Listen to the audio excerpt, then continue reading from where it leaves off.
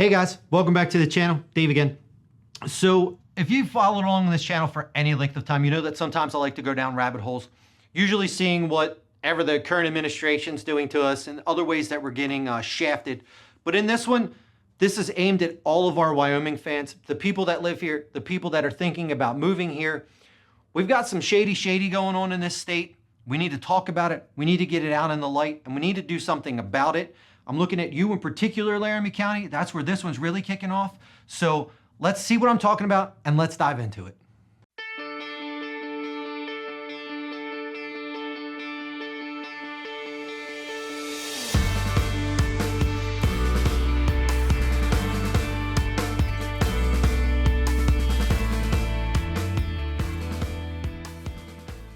Okay, so in this one, we're talking about Afghan refugees being resettled here in Wyoming. So a subscriber sent me an article, and I'll bring up that article for you now. So in this article by the Refugee Resettlement Watch, titled "They're Back, Elites Want to Break Wyoming Using Afghan Evacuees." A bit of a leading article there, but there's a lot of great material down in here. So as I was reading this article, and I will link this article and everything else in this video down in the description for you guys to go through and run through if you so want. But this article references a Washington Post article right here. The Washington Post is promoting a proposal to diversify the overwhelmingly white and Christian state of Wyoming by resettling Afghans in the region. So Washington Post, first red flag for me, that biased piece of garbage. And then when we come down in here, so the Refugee Act of 1980, which we've got Let's Go Brandon associated with. Basically, it became a law and the states could choose whether or not they wanted to be a resettlement state. So fun fact, Wyoming is the only state in the country to never take any refugees for resettlement, which I thought was pretty cool. Way to go, Wyoming. They've kind of held out all these years, 40 plus years now, whatever it's been. So if we run back over to the article, we come down and, continue reading here. For new readers, there are 9 major refugee contractors financed by the U.S. taxpayer. That to me threw up a flag, and I wanted to know a little bit about more about who they were. So if we come down here, they're listed here, the 9 of them. The one I want you to pay particular attention to is the Episcopal Migration Ministries, EMM. So after that, I ran over to the Washington Post article, wanted to see what that was all about. This is the Washington Post article here. One state has never taken in refugees. Will it welcome Afghans? So down here, we can see Jim Schumard, the rector of St. Mark's Episcopal Church. Think back to our EMM. So he has put in a plan where he wants to begin to bring in Afghan refugees. They've got research going on. They're trying to find housing and dig into what that will look like. This isn't the first time this debate has come up, but it is now front and center again. So in looking at that, I kind of read through some of this article. There's a gentleman mentioned in this article that we will come back and talk about. He is actually a Republican, and he is in Laramie County. But anyway, I went over here and looked at, what is the EMM? This is the one out of Texas. So the Episcopal Migration Ministries, they're the front for the church that handles Afghan, in this particular case, refugees and relocation to different states for them. This would be the group, they're saying there are 25.4 million refugees and 12.7 million are children. So they're trying to build a message to get refugees into the country. Now, I get on the surface that they would want to do this for goodwill and for, helping out your fellow man. And I think that's a great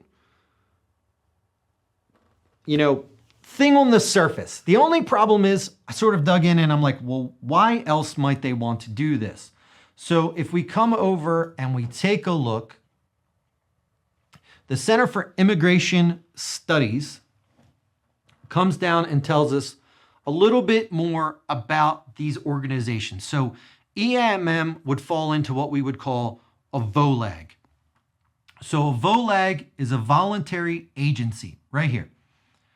So they're typically religious or community-based organizations. Again, EMM fits into that. There are a total of 9 of them, which we saw in the other article, which all matches up.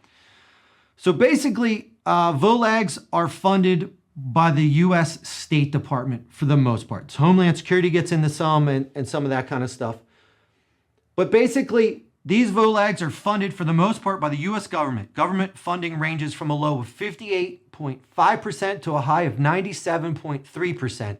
Some services provided and government funds received by these organizations may not be refugee related. So here's where the money component starts to come in and why EMM exists, in my opinion. I've learned about this 20 minutes ago, so you guys are in it with me. Yearly compensation for the heads of these organizations range from a low of $132,000 to $671,749. Cha-ching, cha-ching, someone's getting paid. And they get paid on the number of refugees they relocate.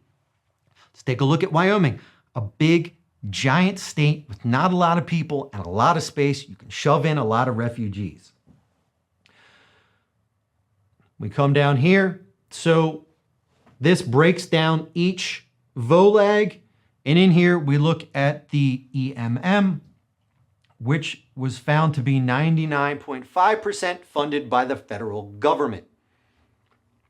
Now, this particular organization didn't break down, so we don't have a lot of the financials or the insight on their website. So I can't dive any deeper for you on this one. I tried to look around. I was unable to find any more.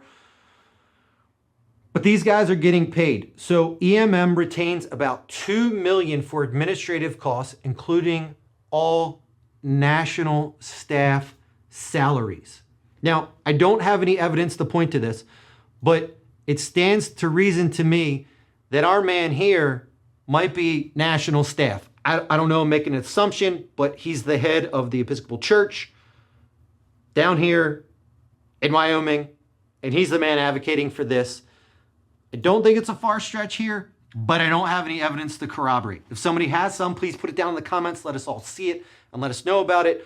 But that seems like a lot of money and a lot of incentive to bring Afghan refugees here, should it prove to be true. Again, don't know.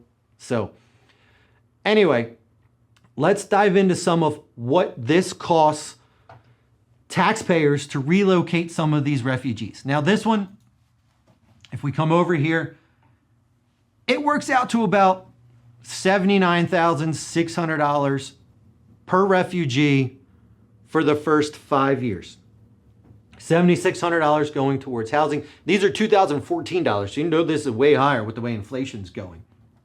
So all told, the State Department spent $545 million to process and resettle refugees, including $140,389,177 just on transportation costs. And this was in 2016 dollars. These were the most recent figures I could find for you guys. I apologize, they're not newer. We are spending an absolute ton of money on refugees. And these guys are profiting off of it. These 9 organizations are profiting off of it. And it's coming to Wyoming. And if you live in Wyoming, you need to stand up against this. So in 2016, we spent $1.8 billion on refugees as a country. And over a 5-year span, we spent $8.8 billion on refugees. Think about what we could do with $8.8 billion. What would that do for Social Security? Like, let's help out some citizens. So the worst part about this, Let's Go Brandon has gone ahead and raised the refugee ceiling to 125,000 refugees in 2022. So it went from 75,000 in 2021 to 125,000. So the numbers that I just gave you are going to skyrocket. They're almost going to double. Think about that. $17 billion on refugees over a 5-year span. In 2016 dollars. What's that in 2021 dollars? Oh my God. Anyway, so yes. So there is a particular Wyoming representative by the name of Landon Brown, who is advocating for this and pushing for this. I don't know why. I don't know what his incentive is, but he is the Laramie County Republican House of Representative, and we need to take a look into this. I need you guys in Laramie County to consider if this is something that you want. He is pushing for it. He's your representative. Do you want Afghan refugees in your state, in your county? If you don't, you need to reach out to this guy. You need to maybe consider voting this guy out. I don't know.